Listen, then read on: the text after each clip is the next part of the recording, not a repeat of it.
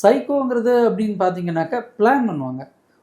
ஒரு pattern of ஆக்ஷன்ஸை வந்து ப்ராப்பராக பிளான் பண்ணி இன்டெண்டடாக அதை வந்து கொண்டு வருவாங்க. அது வந்து கண்ட்ரோல் பண்ணுறது பிடிச்சாலுமே அது ஃபிசிக்கலாக அரெஸ்ட் பண்ணாலுமே அவங்கள வந்து சைக்கலாஜிக்கலாக ரிவர்ஸ் பண்ணி பண்ணுறதுங்கிறது ரொம்ப ரொம்ப கஷ்டமானது. கோல்ட் பிளடட்னஸ்.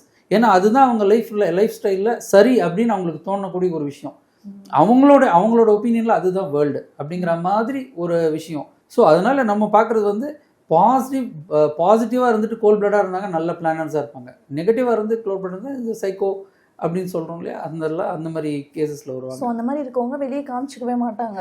ரொம்ப கஷ்டம். அவங்கள வந்து ஐடென்டிஃபை பண்ணுறது ரொம்ப கஷ்டம். ரொம்ப நார்மலாகவே இருப்பாங்க.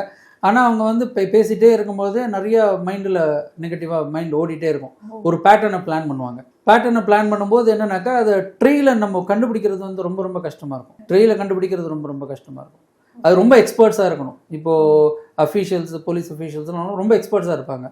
பார்த்தோன்னே கண்டுபிடிச்சிருவாங்க. அவங்களுக்கு அந்த எக்ஸ்பீரியன்ஸ் வரும். டாக்டர்ஸ் இருக்காங்க, சைக்காலஜிஸ்ட் இருக்காங்க, அவங்களாம் நிறைய எக்ஸ்பீரியன்ஸ் பார்த்தாங்கன்னா பார்த்தோன்னே கண்டுபிடிச்சிருவாங்க. பேராமீட்டர்ஸ் தெரியும் அவங்க எப்படி நடந்துக்கிறாங்க. பேட்டர்ன் ஃபிக்ஸிங் தான் அதில் பேட்டர்ன் ஃபிக்ஸ் பண்ணுறாங்க. ஸோ அவங்க வந்து கண்டுபிடிக்கிறது ரொம்ப நார்மலாக கூட இருக்கும்போது கண்டுபிடிக்கிறது ரொம்ப கஷ்டம்.